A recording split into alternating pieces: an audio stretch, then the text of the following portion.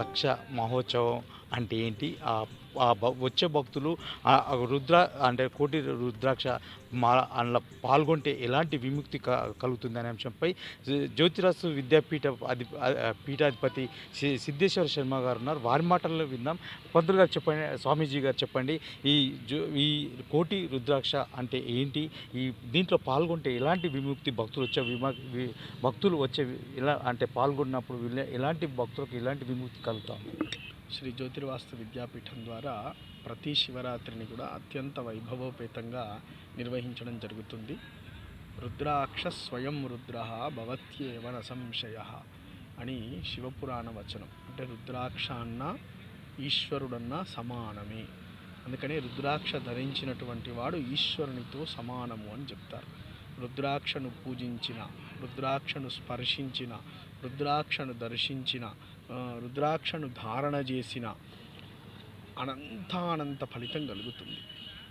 అనంతానంత ఫలితములను లోకానికి అందజేయాలని ఒక రుద్రుణ్ణి పూజించడమే ఈ రోజులలో కష్టసాధ్యం. అటువంటిది కోటి రుద్రులను ఒకే కాలంలో లింగ రూపంలో అర్చించేటువంటి ఒక బృహత్తరమైనటువంటి కార్యక్రమమే ఈ కోటి రుద్రాక్ష లింగార్చన మహోత్సవం.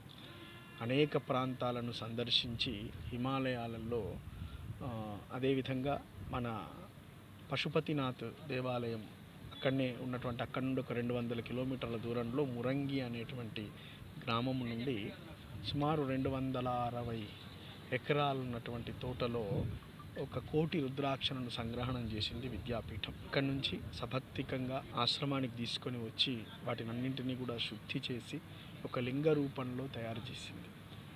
అత్యద్భుతమైనటువంటి యావత్ ప్రపంచంలోనే ప్రథమమైనటువంటి 18.6 అడుగుల ఎత్తు కలిగినటువంటి కోటి రుద్రాక్ష లింగం రేపు ఆవిష్కృతం కాబోతోంది సాయంత్రం 5:30 ప్రతి భక్తుడు శివరాత్రి నాడు కోటి లింగాలకు అర్చించినటువంటి ఫలితాన్ని లోకానికి అందజేయబోతుంది విద్యాపీఠం. ఇదంతా కూడా సేవగా చేస్తూ ఉంది. వచ్చినటువంటి ప్రతి భక్తునికి ఎటువంటి ఇబ్బంది లేకుండా అభిషేకం చేసుకోవడానికి సకలమైనటువంటి ఏర్పాట్లు చేసి ఉన్నది. ఇటువంటి మహత్ అవకాశం లభించడం మన పూర్వజన్మ సుకృత భాగ్యం. కాబట్టి భక్తులందరూ శివరాత్రి నాడు ఉదయం 26వ తేదీ రోజు 5 గంటలకు ప్రారంభమవుతుంది ఇక్కడ మహార్చన. 27వ తేదీ రోజు 5 గంటల పర్యంతం నిర్విరామమైనటువంటి అభిషేకంతో పాటు రకరకాల కార్యక్రమాలను, దివ్య దర్శనాన్ని, నృత్య గీత వాద్య సంగీత సేవను కూడా ఆశ్రమం అత్యంత వైభవోపేతంగా అత్యంత భక్తి శ్రద్ధల మధ్య ఈ శివరాత్రి జరపబోతుంది. భక్తులకందరికీ కూడా ఆహ్వానం పలుకుతుంది జ్యోతిర్వాస్తు విద్యాపీఠం. రేపటి కార్యక్రమంలో తప్పకుండా పాల్గొనవలసిందిగా, అదేవిధంగా శివరాత్రి రోజు మీ బంధుమిత్ర కుటుంబ సభ్యులందరితో కలిసి ఆశ్రమానికి విచ్చేసి రుద్రాక్షలింగేశ్వరుణ్ణి దర్శించి పూజించి అభిషేకించి ఇక్కడిచ్చే రుద్రాక్ష ప్రసాదాన్ని స్వీకరించి వచ్చినటువంటి ప్రతి భక్తునికి కూడా రుద్రాక్షను ప్రసాదంగా ఇవ్వడం జరుగుతుంది. ఆ రుద్రాక్ష ప్రసాదం తీసుకొని ఆ స్వామివారి యొక్క పరిపూర్ణమైనటువంటి అవ్యాజమైనటువంటి కృపా కటాక్షాన్ని పొందవలసిందిగా ఆహ్వానిస్తూ అవధూత చింతన శ్రీ గురుదేవ. స్వామీజీ గారు ప్రధానంగా కోటి లింగ అంటే ఈ రుద్రలింగాన్ని దర్శించుకుంటే భక్తులకు ఎలాంటి విముక్తి కలుగుతూ ఉందంటారు? రుద్రాక్ష లింగాన్ని దర్శిస్తే మనం చేసినటువంటి పాపములన్నీ కూడా పరిహరింపబడతాయి. ఒక రుద్రాక్షను చూస్తే, రుద్రాక్ష జాబల్యోపనిషత్తులో ఒక రుద్రాక్షను మనం చూస్తే 10 గోవులను దానం చేసినటువంటి ఫలితం కలుగుతుంది అని చెప్పింది. అందుకనే నేను ఎక్కడుంటాను అంటే ఈశ్వరుడు చెప్పినటువంటి మాట రుద్రాక్షలో నిక్షిప్తమై ఉంటాను అని చెప్పారు.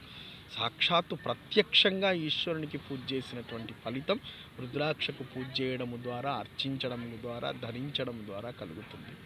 అందువల్ల మొట్టమొదలు పాప ప్రణాశనం, అంటే మనం చేసినటువంటి పాపం అంతా కూడా పరిహరింపబడుతుంది.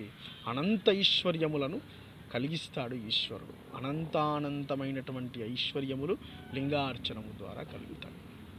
ఎన్ని రోజుల పాటు ఈ కార్యక్రమం జరగబోతుంది? రేపటి నుంచి 23వ తేదీ నుంచి 3వ తేదీ వరకు 9 రోజుల పాటు జరగబోతుంది. రేపు ఆవిష్కరణ జరుగుతుంది సాయంకాలం. 24, 25 తేదీలలో మహార్చనలు జరుగుతాయి. స్వామివారికి ఉదయం నుంచి రాత్రి పర్యంతం 12 రకాల అర్చనలు 2 రోజులు జరుగుతాయి. శివరాత్రి రోజు ఉదయం నుండి తెల్లవారి ఉదయం వరకు జరుగుతాయి కార్యక్రమాలన్నీ కూడా.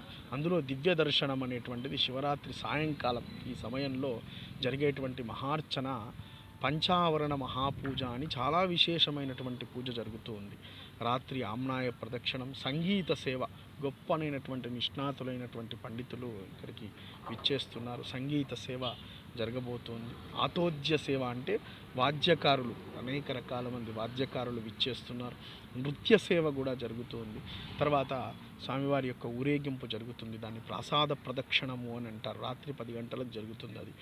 ఒక్కొక్క ఇక్కడ ఉన్నటువంటి చతుర్ద్వార దేవాలయం, ఈ దేవాలయానికి 4 ద్వారాలు ఉంటాయి. ఒక్కొక్క ద్వారం దగ్గర ఒక్కొక్క వేదస్వస్తి జరుపుతూ చక్కనైనటువంటి కీర్తనల మధ్య అఖండమైనటువంటి భక్తజనం చేత ప్రదక్షిణం చేస్తారు. ఆ ప్రదక్షిణం పదే పదేయా పరిపూజ్యకేభ్య, ఒక్కొక్క అడుగు ఒక్కొక్క అశ్వమేధంతో సరిసమానమైనటువంటి ఫలితం కలుగుతుంది. ఇక రాత్రి యందు 12 గంటల నందు లింగోద్భవ మహాపూజను చేయడం జరుగుతుంది. అది మోక్షం కలిగేటువంటి జ్ఞానాన్ని ఇచ్చేటువంటి మహాపూజనం తెల్లవారి వరకు జరుగుతుంది. 27 నాడు మధ్యాహ్నం అన్నపూజ జరుగుతుంది. రాత్రి మహా విశేష భస్మాభిషేకం జరుగుతుంది. 28 నాడు లలితా సహస్రనామ సామూహిక పారాయణం. అదేవిధంగా 1వ తేదీ రోజు హనుమాన్ చాలీసా పారాయణం సామూహికంగా, 2వ తేదీ రోజు శ్రీమద్ భగవద్గీత పారాయణం, 3వ తేదీ రోజు శివానందలహరి సౌందర్యలహరి పారాయణం. సాయంకాల సమయంలో సోమవారం నాడు 3వ తేదీ రోజు రాత్రి ధ్వజ అవరోహణంతో ఈ కార్యక్రమం సమాప్తవుతుంది.